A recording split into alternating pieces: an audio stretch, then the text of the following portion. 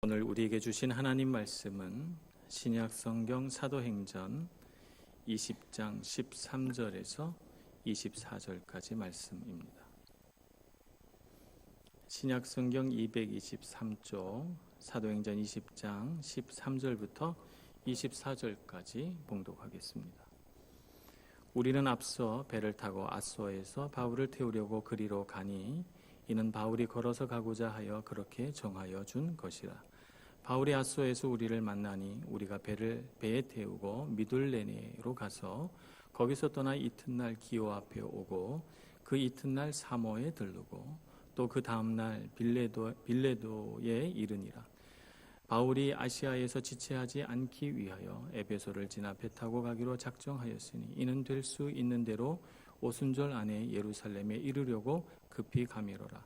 바울이 밀레도에서 사람을 에베소로 보내어 교회 장로들을 청하니 오매 그들에게 말하되 아시아에 들어온 첫날부터 지금까지 내가 항상 여러분 가운데서 어떻게 행하였는지를 여러분도 아는 바니 곧 모든 겸손과 눈물이며 유대인의 관계로 말미암아 당한 시험을 참고 주를 섬긴 것과 유익한 것은 무엇이든지 공중 앞에서나 각 집에서나 거리낌 없이 여러분에게 전하여 가르치고 유대인과 헬라인들에게 하나님께 대한 회개와 우리 주 예수 그리스도께 대한 믿음을 증언한 것이라. 보라, 이제 나는 성령에 매여 예루살렘으로 가는데 거기서 무슨 일을 당할는지 알지 못하노라. 오직 성령이 각 성에서 내게 증언하여 결박과 환난이 나를 기다린다 하시나 내가 달려갈 길과 주 예수께 받은 사명 곧 하나님의 은혜의 복음을 증언하는 일을 마치려 하면은 나의 생명조차 조금도 귀한 것으로 여기지 아니하노라. 아멘. 제3차 전도 여행의 마지막 부분들을 우리가 지금 보고 있습니다. 사도 바울은 예루살렘으로 가기 위하여 돌아가는 여정을 쭉 밟고 있는데요. 앗소에서 출발해서 미둘레네로, 또 미둘레네에서 기오라고 하는 섬으로, 기오에서 다시 사모라고 하는 섬으로, 또 사모에서 소아시아 대도시 중에 하나인 밀레도로 이렇게 가게 됩니다. 밀레도라고 하는 이 도시는 우리가 잘 모르는 그런 도시이긴 하지만 고고학적으로 발굴을 해보니까 이 도시에는 무려 항구가 4개나 있고 큰 아폴론 신전이 있는 이런 대도시였음이 현재 밝혀져 있습니다. 그래서 에베소 못지않은 큰 도시였다는 것을 우리가 알고 또 그 밀레도에 도착해서 에베소에 있는 장로들을 청하게 됩니다. 에베소를 지나서 밀레도에 가게 됐는데요. 에베소를 지나간 이유는요. 만약 에베소에 들리게 되면 지난 3년간 그가 목회하면서 많은 사람들을 또 전도하고 또 목양하고 했기 때문에 작별 인사를 하는데 시간이 많이 지체될 것으로 생각이 됐어요. 여기 말씀에 나와 있는 것처럼 오순절이 되기 전에 예루살렘에 가야 되겠다 하는 마음이 들어서 그래서 에베소를 지나쳐서 밀레도까지 왔는데 밀레도에 와서 생각을 해보니까 내가 이제 가면 다시 에베소에 가겠는가? 아마 예루살렘에 가서 예수님처럼 죽지 않겠나 하는 생각을 사도 바울이 한 거예요. 그래서 마지막 작별 인사라도 하고 가야지 해서 에베소에 있는 장로들을 초청하여 부른 것입니다. 그래서 오늘 본문의 말씀이 그 유명한 사도 바울의 고별 설교라고 하는 그 설교입니다. 오늘은 절반을 보고 다음 주에 또 나머지 절반을 보면서 이 말씀을 묵상해 보고자 합니다. 사도 바울이 설교한 것이 사도행전에 여러 군데 나옵니다만 그러나 그 대부분의 설교가 안 믿는 사람들을 향해서 한 것이지 믿는 사람들을 향해서 한 설교는 없었어요. 근데 유일하게 사도행전 20장의 오늘 설교가 그리스도인을 향한 설교다 하는 것을 알아야 합니다. 사도행전에만 유일하게 한 번 있는 그리스도인을 향한 설교입니다. 그래서 이 말씀을 이렇게 보면 바울 서신과 대단히 유사하다, 비슷한 단어들이나 문장들이 등장하는 것을 볼 수가 있습니다. 오늘 우리는 다 그리스도인 된 자로서 사도 바울의 고별 설교를 들으면서 그가 그 말씀을 우리에게 베풀어 주면서 이제 마지막이다 생각하고 전하는 그 말씀에 무언가 귀중한 것이 담겨 있지 않겠나 하는 궁금증을 가지고 그 귀한 말씀을 우리 마음으로 받기를 소원합니다. 첫째, 사도 바울은 이렇게 말합니다. 19절 말씀에 보면 모든 겸손과 눈물이다 이렇게 말합니다. 사도 바울은 자기 고별 설교를 전하면서 제일 처음 서두에 꺼낸 것이 뭐냐 하면 내가 너희에게 복음을 전하기 위하여 본을 보인 것처럼 너희들도 나의 본을 따라서 살아가라 라고 하는 것이에요. 그래서 18절에 보면 이렇게 말하죠. 그들에게 말하되 아시아에 들어온 첫날부터 지금까지 내가 항상 여러분 가운데서 어떻게 행하였는지를 여러분도 아는 바니 라고 말하면서 그 이후에 쭉 여러 말씀은 자신의 삶에 대해서 설명을 하고 그 삶을 모범으로 해서 쫓아오라 이렇게 권면합니다. 그 첫 번째 모범이 뭐냐 하면 겸손과 눈물로 섬겼다는 것이에요. 모든 겸손과 눈물이며 이 겸손과 눈물로 섬기다 보니 시험도 참고 주를 섬겼다라고 하는 말씀이죠. 그리스도인의 겸손이란 무엇인가? 고린도후서 4장 7절에는 이렇게 사도 바울은 설명합니다. 우리가 이 보배를 질그릇에 가졌으니 이는 심히 큰 능력은 하나님께 있고 우리에게 있지 아니함을 알게 하려 함이라. 아멘. 그러니까 이 말씀의 뜻은 뭐냐 하면 하나님의 능력, 하나님의 사랑은 보배이고 그 보배라고 하는 것은 질그릇인 우리에게 있다는 거예요.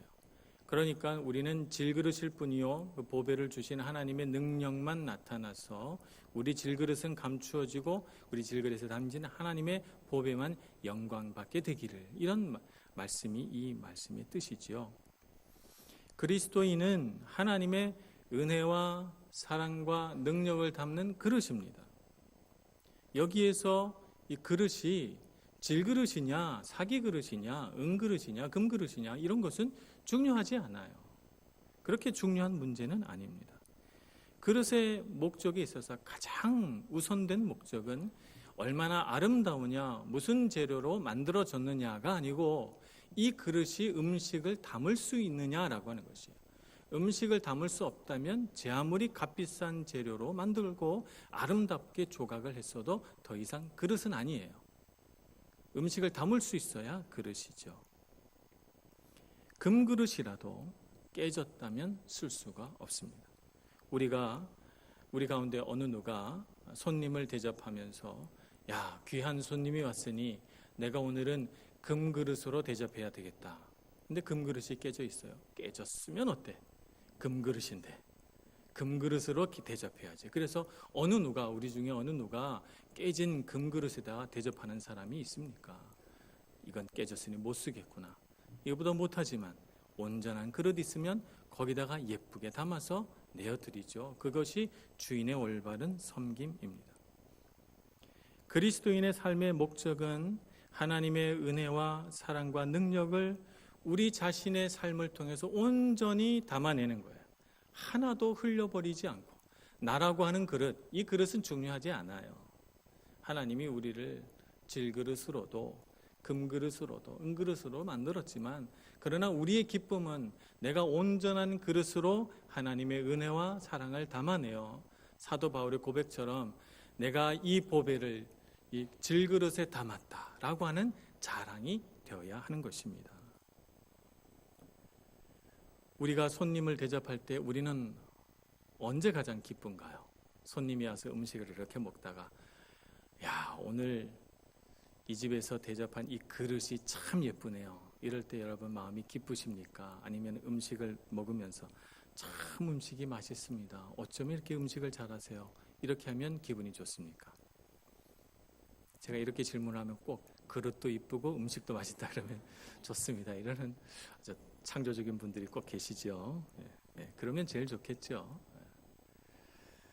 그러나 우리는 어느 쪽이 더 기뻐요? 이렇게 우리 나눠서 생각해 본다면 하나님이 정말 기뻐하시는 순간은 우리 모든 주인된 마음과 똑같이 음식이 맛있다 해야 좋죠.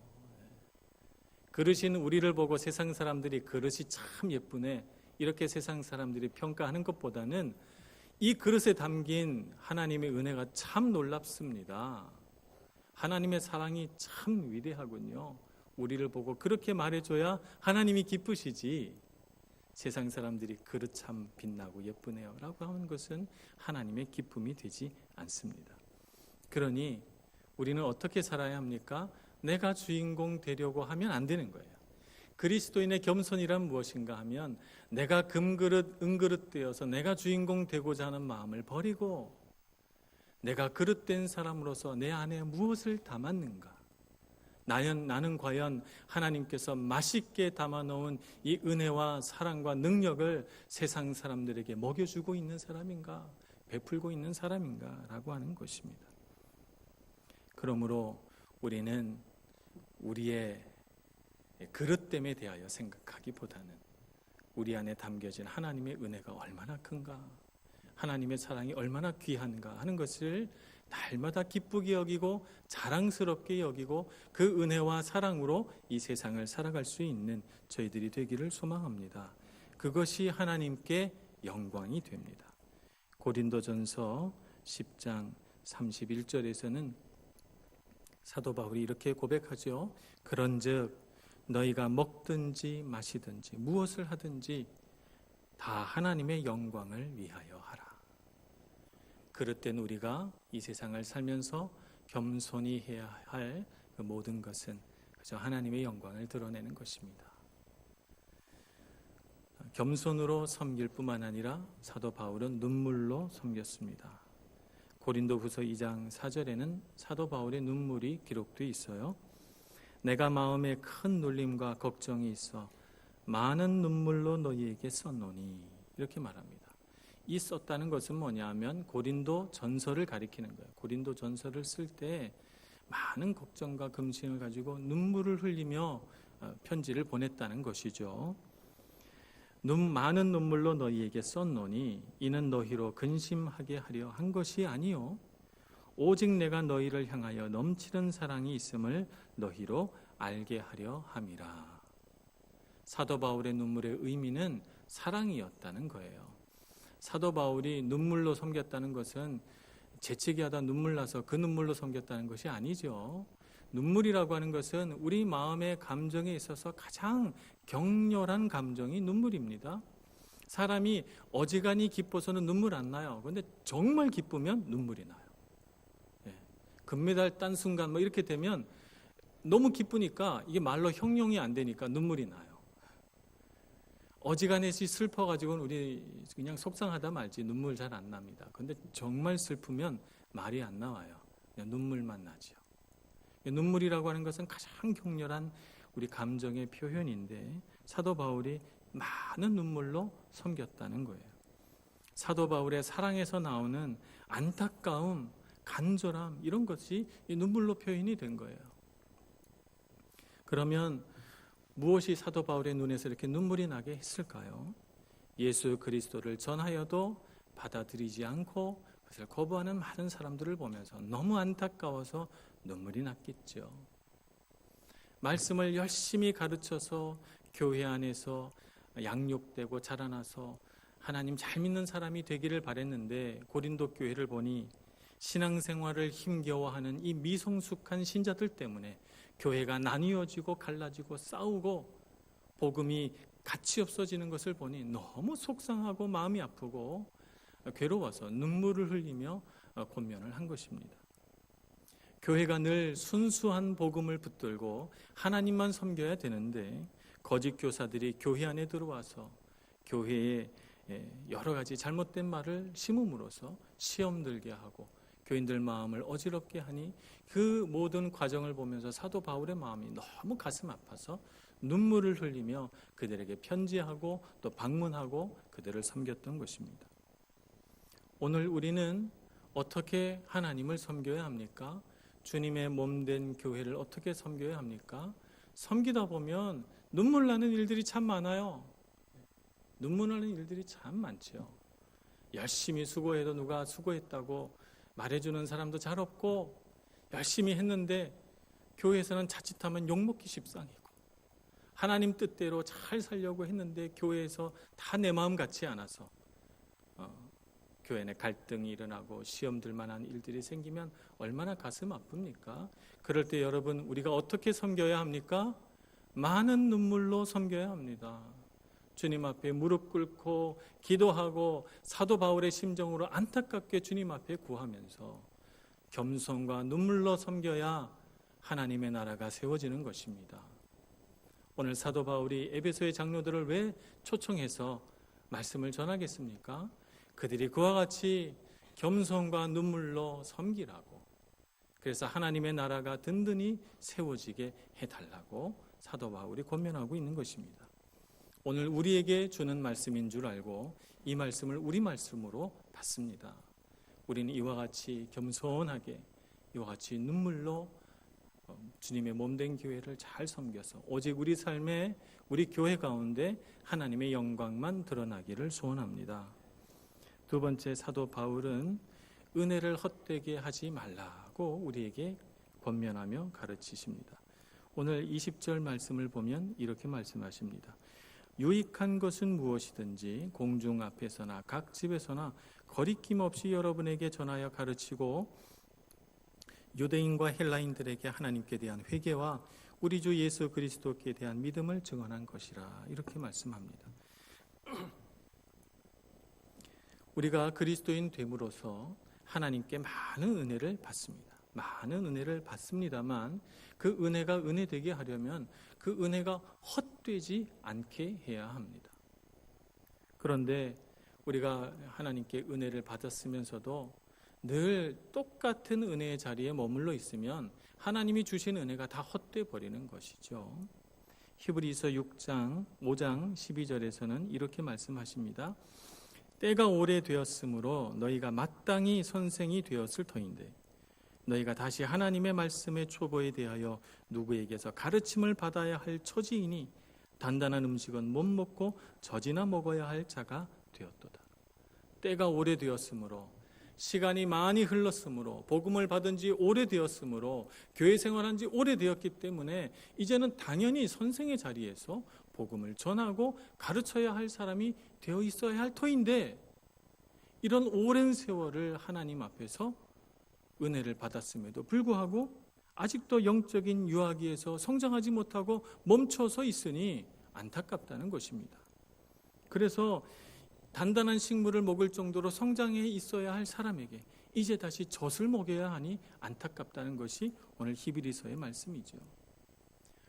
유아의 특징은 무엇입니까? 유아의 가장 큰 특징은 자립할 수 없다는 거예요. 누군가가 항상 그를 돕기 위하여 준비하고 있어야 됩니다. 그래서 아기를 낳은 엄마들은요, 스트레스가 심해요. 왜냐하면 이 아기를요, 혼자 놓고 대문 밖에도 못 나가거든요. 혹시라도 무슨 일 생길까 봐 항상 전전긍긍 안고 다녀야 하고, 아기가 으앙하고 울기만 하면 금세 달려가야 되고 그렇습니다. 아무것도 자기 힘으로 할 수 없기 때문에 울면 기저귀 갈아주고, 또 울면 젖주고, 또 울면 놀아줘야 되고, 이렇게 되는 것이죠. 영적 유아기의 그리스도인들의 특징은 무엇입니까? 목사나 믿음의 친구들이 끊임없이 가르치고 위로하고 항상 준비되어 있어야 돼요. 도움을 받기만 원하지 스스로 누군가에게 도움을 줄 수 있다고 생각하지 못해요. 누가 날 안 도와주나, 안 도와주면 속상하고 섭섭하고 미워하고 그렇게 됩니다. 그러나 유아기에서 자라난 그리스도인들은 그렇지 않죠. 물론 유아기가 필요합니다. 어느 누가 이 사람이 유아기를 거치지 않고 어른이 되겠습니까? 다 유아기를 거칩니다. 근데 유아기를 거치는 사람이 6개월이 지났는데도 아기들이 몸을 뒤집지 못하거나 부모의 목소리를 알아듣지 못하거나 눈을 맞추지 못하면 부모들은 걱정합니다. 돌이 지났는데 걷지 못하고 두 돌이 지났는데 말을 못하면 부모들은 걱정합니다. 그래서 세 돌이 지났는데도 발육이 늦고 아이들이 정신이 또렷하지가 않으면 부모들은 당장 병원에 데려갑니다. 우리 아이에게 무슨 문제가 생겼나 하고 말이죠. 왜 성장하지 않는가? 여러분, 그런 관점에서 보면 교회 생활 5년, 10년, 15년 했는데 아무런 성장도 없고 5년 전과 똑같고 10년 전과 똑같고 15년 전이랑 똑같으면 병원 데려가야죠. 뭐 문제가 있는 것이 분명하지요. 문제가 있는 것입니다. 정상적이지 않은 것이죠. 성장 단계에서 유아기는 반드시 거쳐야 할 단계이지만 계속 유아기에만 머물러 있다면 문제인 것입니다. 우리는 능력 있는 그리스도인이 되어야 합니다.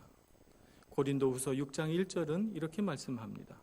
우리가 하나님과 함께 일하는 자로서 너희를 권하노니 하나님의 은혜를 헛되이 받지 말라. 우리가 하나님의 은혜를 계속 받기만 하고 주지 못하는 그리스도인이라면 문제 있는 것이죠. 헛되게 하는 것이죠. 우리 고린도전서 15장 10절은 이렇게 말씀합니다. 내가 나된 것은 하나님의 은혜로 된 것이니 내게 주신 그의 은혜가 헛되지 아니하여 내게 주신 은혜가 헛되지 아니하여 내가 모든 사도보다 더 많이 수고하였으나 내가 한 것이 아니요 오직 나와 함께 하신 하나님의 은혜로라. 우리가 능력 있는 그리스도인이 되어야 되겠습니다. 그래서 우리가 은혜를 받기만 하는 그리스도인이 아니라 은혜를 나누어 줄 줄 아는 그리스도인이 되어야 합니다. 사도 바울은 그와 같은 일을 전하고 가르치고 또 증언하는 일이다 이렇게 말했습니다.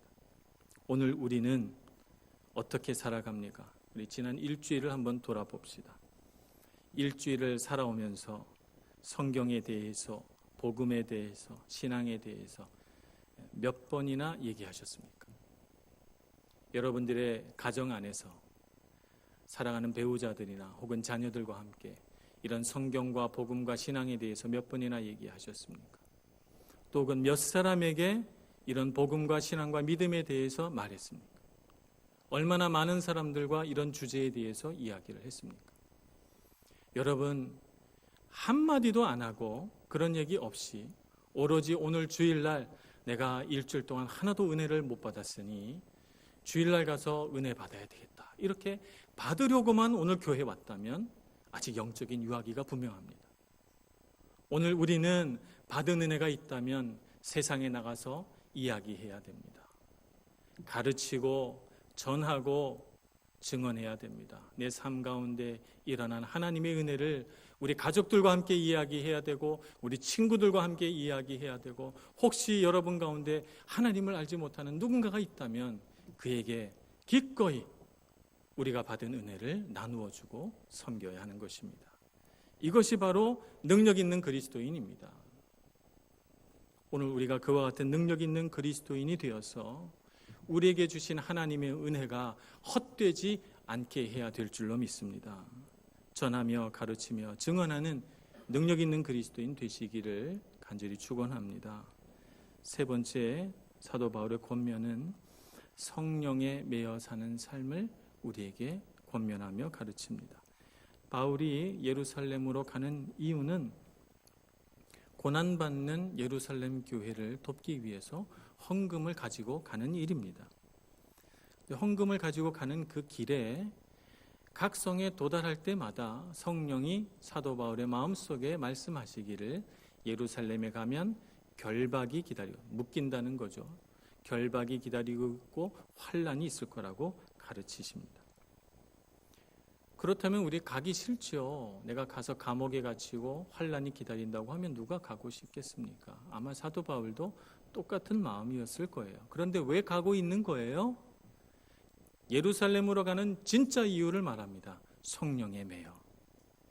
성령께서 이끄시니까 성령의 인도하심 앞에 그가 순종함으로 지금 예루살렘으로 가고 있는 것입니다. 성령에 속한 그리스도인은 성령에게 주도권을 줍니다. 성령에게 주도권을 줌으로써 예수님은 성령에 이끌려 광야로 나가 사탄에게 시험을 받습니다.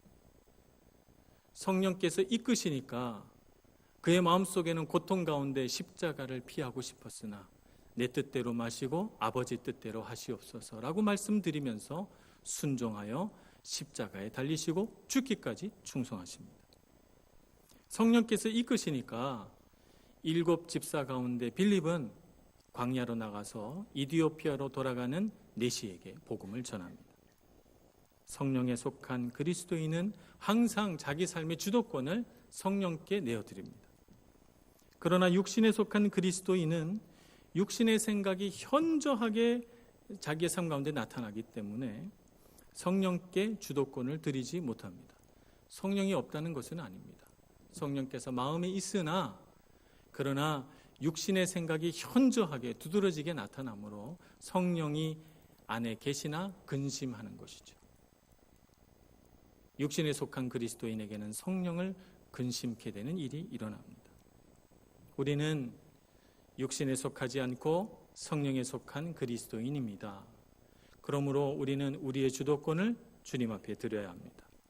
성령께서 이끄시는 대로 사도 바울처럼 때로 내 삶에 어려움이 있다 할지라도 이것이 주님께서 원하시는 것이고 주님이 부르시는 것이 맞다고 생각하시면 기꺼이 고난과 어려움도 헤쳐나가며 하나님을 따르는 저와 여러분 되기를 소망합니다. 그것이 바로 우리를 향하신 하나님의 뜻입니다. 이렇게 살면 우리는 하나님을 기쁘시게 할 수 있습니다. 빌립보서 2장 13절은 이렇게 말씀하십니다. 너희 안에 행하시는 이는 하나님이시니 자기의 기쁘신 뜻을 위하여 너희에게 소원을 두고 행하게 하시나니. 기쁘신 뜻을 우리 안에 두고 행하십니다. 그러므로 우리가 성령을 따라가면 하나님은 우리의 모든 삶을 통해서 기쁨을 얻으시고 우리를 기뻐하시고 사랑으로 인도해 가십니다. 또 뿐만 아니라 빌립보서 1장 20절 21절에서는 성령을 따라 걸어가는 그리스도인들은 예수 그리스도를 존귀케 한다 이렇게 말씀하십니다. 제가 한번 봉독하겠습니다. 빌립보서 1장 20절 21절 나의 간절한 기대와 소망을 따라 아무 일에든지 부끄러워하지 아니하고 지금도 전과 같이 온전히 담대하여 살든지 죽든지 내 몸에서 그리스도가 존귀하게 되려 하려 하나니 이는 내게 사는 것이 그리스도니 죽는 것도 유익함이라. 아멘. 오늘 우리가 이 세상을 살아가면서 어떻게 하면 잘 살까? 이것이 우리의 고민입니다만 진짜 잘 사는 비결은 성령에 매여 살아가는 것입니다. 그러면 우리 삶 가운데 아무리 환난이 있고 고난이 있어도 우리는 이겨낼 수 있으며 설령 사탄이 우리 앞에 죽음을 내어놓고 우리를 위협하여도 우리는 죽음마저 뛰어넘고 하나님의 기쁨이 될 줄로 믿습니다. 우리에게 능력으로 행하시는 성령 하나님을 꼭 의지하시는 저와 여러분 모두가 되기를 간절히 소원합니다. 기도하겠습니다. 자비로우신 하나님, 우리를 늘 주님의 손으로 붙드시고 은혜의 자리에서 벗어나지 않게 하시며 우리로 하여금 능력 있는 그리스도인 되어서 하나님 아버지의 마음을 시원케 해드리고 기쁘게 해드리는 저희들 되게 하여 주옵소서. 예수님의 이름으로 기도합니다. 아멘.